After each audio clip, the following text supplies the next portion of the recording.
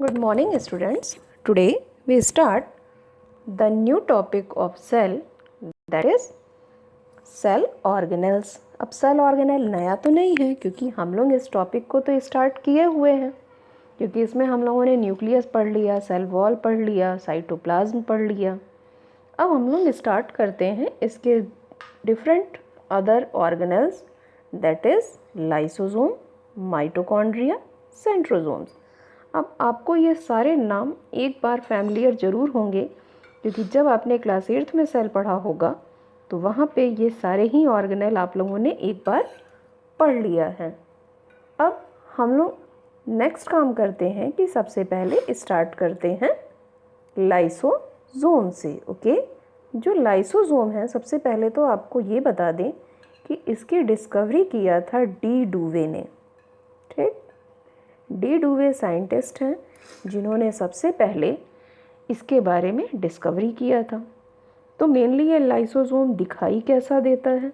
जो लाइसोसोम होता है वो स्मॉल होता है, स्फेरिकल वेसल्स मतलब कुछ इस तरह के स्ट्रक्चर में, covered by a single membrane. Okay, मतलब कि ये स्मॉल है, स्फेरिकल है और एक सिंगल मेम्ब्रेन से कवर्ड है। इससे पहले जो हम लोगों ने न्यूक्लियस पढ़ा था वो डबल लेयर्ड मेम्ब्रेन था और उसके पास जेनेटिक मटेरियल था। और कोई भी ऑर्गेनेल जिसके पास जेनेटिक मटेरियल होता है उनको मेनली कहा जाता है कि दे आर ऑटोनॉमस ऑर्गेनेल, या मेनली ये ऐसे ऑर्गेनेल होते हैं जो ज़रूरत पड़ने पे अपने ऑर्गेनेल के अंदर के जो पार्ट्स हैं उसकी सिंथेसिस करवा सकते हैं। ओके, अब नेक्स्ट चीज़ आई कि यहाँ पे लिखा हुआ है इट कंटेन डाइजेस्टिव एंजाइम्स। आप सब ने पढ़ा है क्लास 8th में कि मेनली जो लाइसोसोम्स होता है वो क्या कंटेन करता है?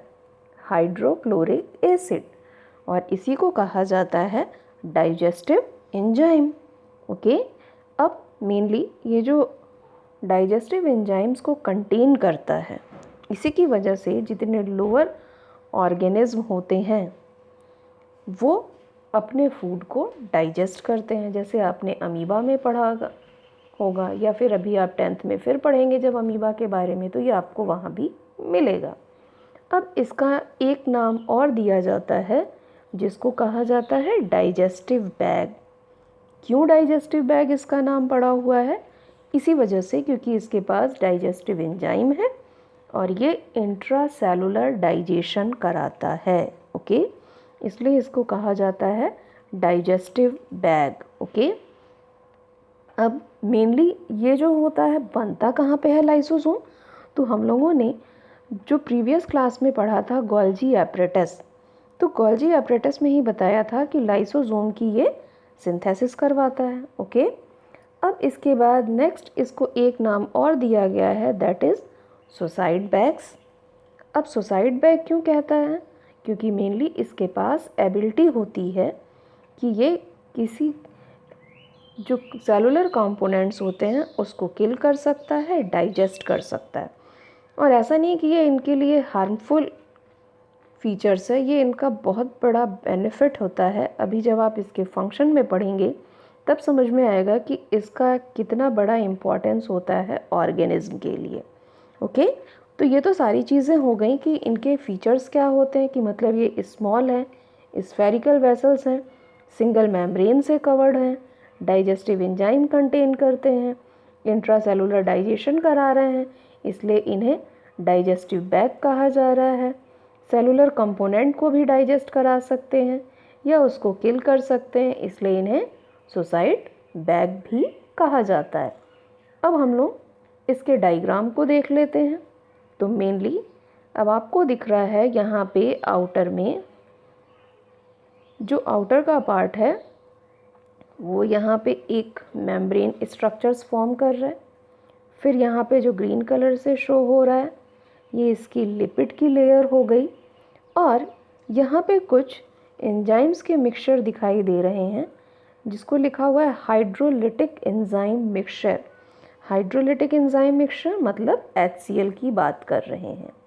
अब इसके बाद यहाँ पे कुछ ग्रैन्यूल्स की तरह दिख रहे हैं इनकी मेम्ब्रेन पे, जिसको कहा जाता है ग्लाइकोसाइलेटेड मेम्ब्रेन ट्रांसपोर्ट प्रोटीन, क्योंकि मेनली बिना प्रोटीन के कोई भी चीज़ें ट्रांसफ़र नहीं हो सकती।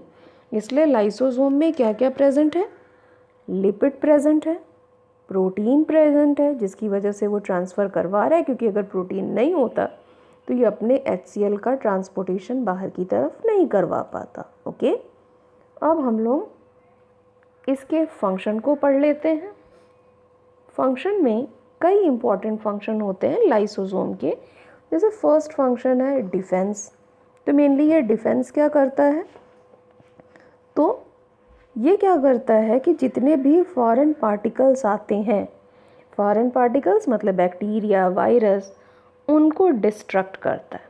ठीक, तो it help in destruction of foreign particles, so they provide protection to the body. ऐसा नहीं है कि ये आउटर में है तो किसी की एंट्री को रोक रहा है। अगर मान लो इनर के साइड में भी कोई चीज़ें आ गई जिसकी वजह से इन्फेक्शन या डिजीज़ हो सकती है, तो ये उसको डिस्ट्रक्ट करते हैं ताकि सेल हमारा इजीली सरवाइव कर सके। उसके बाद सेकंड इनका मेन फंक्शन होता है डाइजेशन। अभी हम लोगों ने पढ़ा कि इसके पास HCl होता है, जिसकी वजह से ये इंट्रासेलुलर डाइजेशन कराता है। ठीक, इंट्रा और इंटरसेलुलर क्या होता है? इंटरसेलुलर का मतलब होता है जब ऑर्गन में हो रहा है, और इंट्रासेलुलर जब ऑर्गेनेल के अंदर कोई चीज़ हो रही है तब उसको इंट्रासेलुलर कहा जाता है। नेक्स्ट लिखा हुआ है क्लिनजिंग। क्लिनजिंग का मतलब ये होता है कि सेल के अंदर, क्योंकि आप सबको पता है कि हर चीज़ों का एक लिमिटेड लाइफ स्पैन होता है, जैसे RBC का भी है, WBC का भी है, प्लेटलेट्स का भी है। तो ये सारी चीज़ें एक लिमिटेड लाइफ स्पैन के बाद डेड हो जाती हैं। ओके, तो जितनी भी डेड और वॉर्न आउट सेल होती हैं इसको ये रिमूव करता है। कैसे रिमूव करता है? क्योंकि ये उनको डाइजेस्ट कर जाता है, और इसीलिए लाइसोसोम को एक और नाम दिया गया है जिसको कहा जाता है एस्केवेंजर। ठीक, अब आपने भी पढ़ा होगा कि जो एस्केवेंजर होते हैं वो डेड रिमेन्स को और ज़्यादा सिंप्लीफाई करते हैं। ठीक, जैसे आप लोगों ने वल्चर्स वगैरह देखें, जितनी भी सड़ी गली चीज़ें होती हैं, डेड होती है, वो उसको और ज़्यादा सिंप्लीफाई कर देता है। तो इसी वजह से, क्योंकि ये क्लिनजिंग का काम कर रहा है, जितनी वॉर्न आउट सेल है उसको रिमूव कर रहा है, डाइजेस्ट कर रहा है, इसलिए इसको एस्केवेंजर भी नाम दिया गया है।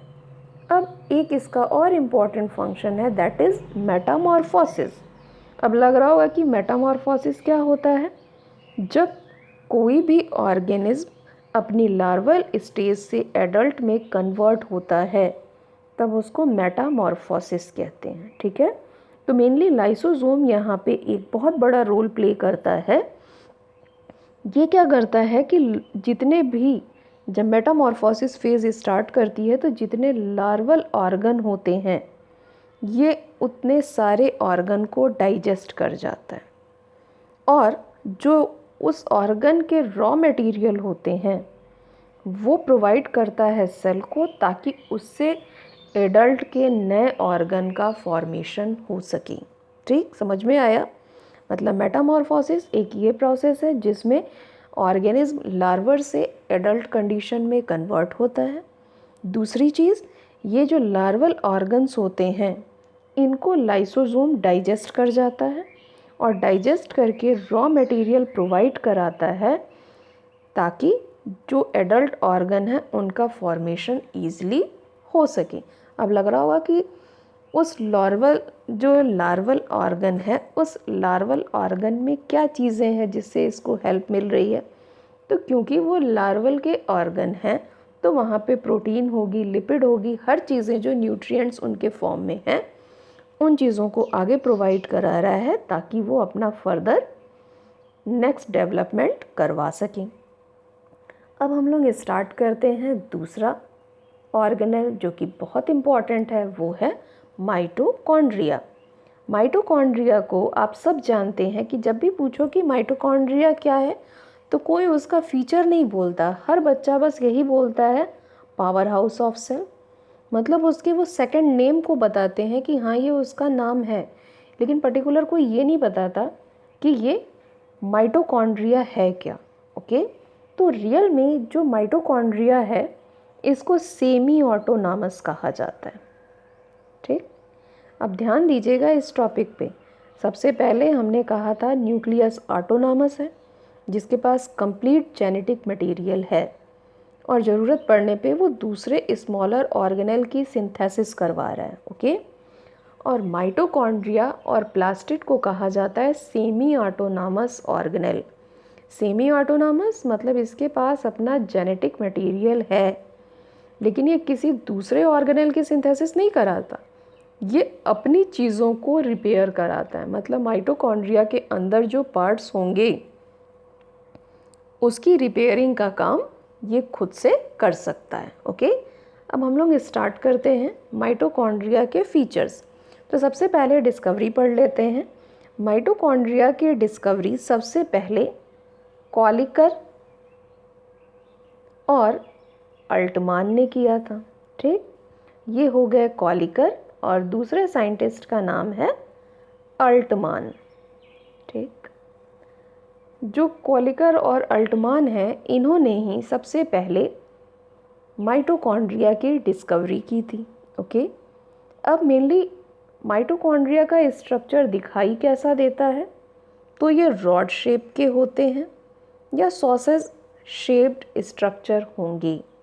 सॉसर शेप्स मतलब कुछ जैसे बन लाइक स्ट्रक्चर होते हैं, कुछ इस तरह के स्ट्रक्चर में ये दिखाई देगा। ओके, अब जो आप सब जानते हैं कि माइटोकॉन्ड्रिया को पावर हाउस कहा जाता है। क्यों पावर हाउस कहा जाता है? क्योंकि मेनली जो माइटोकॉन्ड्रिया होती है वो एरोबिक रेस्पिरेशन करा रही होगी। अब ध्यान में आ रहा होगा कि एरोबिक रेस्पिरेशन की वजह से इसको क्यों पावर हाउस कहा जा रहा है, क्योंकि मेनली जब एरोबिक रेस्पिरेशन किसी भी लिविंग ऑर्गेनिज्म में होगी तो इसको कंप्लीट ऑक्सीडेशन कहा जाता है, जहाँ पे एक ग्लूकोज मॉलिक्यूल के ब्रेक होने से 36 एटीपी एनर्जी रिलीज़ होती है। और ये जो 36 एटीपी एनर्जी रिलीज़ होती है ये मैक्सिमम अमाउंट ऑफ एनर्जी है, और ये सारी एनर्जी के लिए मतलब जो एरोबिक रेस्पिरेशन हो रही है उस एरोबिक रेस्पिरेशन में बहुत सारे एंजाइम्स की रिक्वायरमेंट होती है।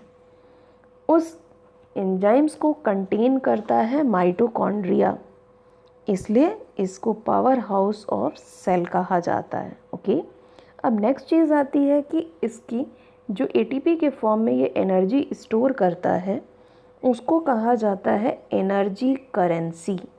ठीक, एनर्जी करेंसी क्यों कहा गया? क्योंकि मेनली करेंसी का मतलब क्या होता है?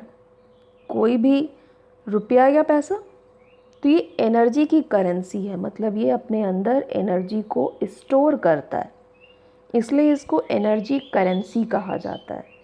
अब आता होगा कि एटीपी का फुल फॉर्म क्या है। ठीक, तो एटीपी का फुल फॉर्म होता है एडिनोसिन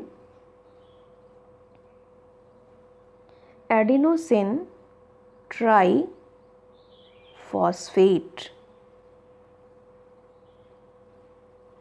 ठीक, जो एडिनोसिन ट्राईफॉस्फेट होता है उसी को शॉर्ट में कहा जाता है एटीपी। अब हम लोग इसका स्ट्रक्चर देख लेते हैं। तो मेनली जो इनके स्ट्रक्चर हैं, तो यहाँ पे देखो डीएनए प्रेजेंट है। डीएनए प्रेजेंट होने की वजह से जेनेटिक मटेरियल हो गया, लेकिन इसके पास आरएनए नहीं है। तो आरएनए नहीं है मतलब ये दूसरे ऑर्गेनेल की सिंथेसिस नहीं करवा रहा है, तो इसी वजह से जेनेटिक मटेरियल कंटेन कर रहा है, इसलिए इनको सेमी ऑटोनॉमस ऑर्गेनेल कहा जाता है। जो माइटोकॉन्ड्रिया का स्ट्रक्चर होता है वहाँ पे ये फोल्डेड स्ट्रक्चर्स दिख रहे हैं, इस फोल्डेड स्ट्रक्चर को क्रिस्टी कहा जाता है। ठीक, और इस क्रिस्टी के ऊपर जो होता है परऑक्सीजोम्स लगे होते हैं या F0 पार्टिकल्स होते हैं, जहाँ पे मेनली एरोबिक रेस्पिरेशन होती है। ओके, फिर ये इसके मैट्रिक्स का सेक्शन हो गया। राइबोसोम्स है तो प्रोटीन फॉर्मेशन कर देगी। आउटर और इनर मेम्ब्रेन है। आउटर मेम्ब्रेन जो होती है स्मूथ होती है, और जो इनर मेम्ब्रेन होती है उसमें जगह जगह पे इस तरह के फोल्डेड स्ट्रक्चर मिलते हैं। ठीक है, तो ये हो गया कंप्लीट स्ट्रक्चर माइटोकॉन्ड्रिया का। अब इसके बाद हम लोग पढ़ लेते हैं इसका फंक्शन। ओके, तो सबसे पहले फंक्शन तो वही होगा एरोबिक रेस्पिरेशन का, क्योंकि मेनली यहाँ से बहुत सारे एंजाइम हैं जिसकी वजह से ये एरोबिक रेस्पिरेशन कराता है। और जो एरोबिक रेस्पिरेशन का पार्ट यहाँ पे होता है इसको क्रेब्स साइकिल भी कहा जाता है।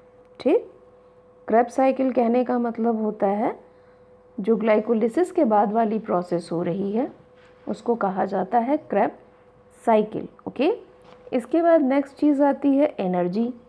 एनर्जी कैसे? क्योंकि ये एनर्जी स्टोर करता है इन फॉर्म ऑफ एटीपी, और फिर जब ज़रूरत होती है तो ये उस एनर्जी को रिलीज़ करता है, जिसकी वजह से जो सेल्स होती है वो अपना मैकेनिकल फंक्शन करवा सकती है या दूसरे केमिकल कंपाउंड की सिंथेसिस करवा सकती है। ओके, इसके बाद नेक्स्ट होता है इंटरमीडिएट्स। इंटरमीडिएट का ये मतलब है यहाँ पे, क्योंकि जो दूसरे केमिकल्स होते हैं जैसे फैटी एसिड है, स्टेरॉइड्स है, एमिनो एसिड्स है, इन सब के सिंथेसिस के लिए ये इंटरमीडिएट का काम करता है, इसलिए यहाँ पे लिखा हुआ है कि ये इंटरमीडिएट है। ओके, अब हम लोग नेक्स्ट पढ़ लेते हैं एक दूसरा ऑर्गेनेल, दैट इज सेंट्रोसोम्स और सेंट्रल एपरेटस। ओके, सेंट्रोसोम और सेंट्रल एपरेटस ये जो मेनली स्ट्रक्चर होता है ये ज़्यादातर एनिमल्स में न्यूक्लियस के पास प्रेजेंट होता है। अभी एक और स्ट्रक्चर बताया था न्यूक्लियस के पास, दैट इज़ एंडोप्लाज्मिक रेटिकुलम। अब ये भी न्यूक्लियस के पास होता है, लेकिन ये नेकेड ऑर्गेनेल है, मतलब इसके बाहर कोई भी लेयर नहीं होगी। और कुछ लोअर प्लांट्स जो होते हैं, लोअर प्लांट्स का मतलब होता है एल्गी फंजाई। अब लग रहा होगा फंजाई, फंजाई रियल में प्लांट नहीं होती है। ओके, उसका एक अलग किंगडम ही होता है। जब हम लोग डाइवर्सिटी में पढ़ेंगे तो ये चीज़ें ज़्यादा क्लियर होंगी। तो जितने लोअर प्लांट्स होते हैं वहाँ पे ये प्रेजेंट होगा। ओके, इसके बाद mainly it has a sheath of specialized cytoplasm called centrosphere. इस लाइन का क्या मतलब है? इनके पास जो शीथ होती है वो स्पेशलाइज्ड होती है साइटोप्लाज्म की, उसको नाम दिया जाता है सेंट्रोस्फीयर। ओके, अब मेनली ये बेसल बॉडीज़ प्रोड्यूस करता है, एक ऐसी बेसल बॉडीज़ प्रोड्यूस करता है जिसकी वजह से सीलिया और फ्लैजिला का फॉर्मेशन होता है। सीलिया और फ्लैजिला क्या होती है? सीलिया आपने पैरामीशियम का जब स्ट्रक्चर देखा होगा तो पूरी आउटसाइड पे स्मॉलर हेयर लाइक स्ट्रक्चर होते हैं, उसी को कहा जाता है सीलिया। और फ्लैजिला आपने कहाँ देखा होगा? जब आपने माइक्रो ऑर्गेनिज्म का चैप्टर पढ़ा होगा तो वहाँ पे यूग्लिना का डायग्राम आया होगा। उस यूग्लिना के फ्रंट में दो बड़े से थ्रेड लाइक स्ट्रक्चर निकले रहते हैं, उसी को कहा जाता है फ्लैजिला। ओके, अब हम लोग इसका डायग्राम देख लेते हैं कि ये कैसा दिखाई देता है। तो जैसे आपको यहाँ पे ये शो कर दिया कि ये सेंटर वाले में न्यूक्लियस के पास सेंट्रोसोम दिख रहा है, और उनका जब इंटरनल पार्ट देखा जाता है तो ये कुछ स्टार शेप में इस तरह से अरेंज होते हैं। ये 11th में डिटेल पढ़ा जाता है कि कैसे इनका ये वाला सीक्वेंस बनता है। रियल में ये जो सेंटर वाले होते हैं इनके पास भी फाइब्रिल प्रेजेंट होती है, और जो ये वाले सेक्शन होते हैं ऊपर वाले, इनको भी फाइब्रिल कहा जाता है। और ये इनके बीच बीच में कनेक्टिंग फाइबर लगे हुए हैं जो यहाँ पे शो हो रहे हैं। ये पूरा का पूरा एक स्टार शेप स्ट्रक्चर बनाते हैं। अब लग रहा होगा कि इनका मेन काम क्या होता है। ठीक, जो सेंट्रियोल या सेंट्रोसोम होते हैं, ठीक, तो मेनली इनका काम स्टार्ट होता है सेल डिवीज़न में। ठीक, that's all for today. Okay, thank you.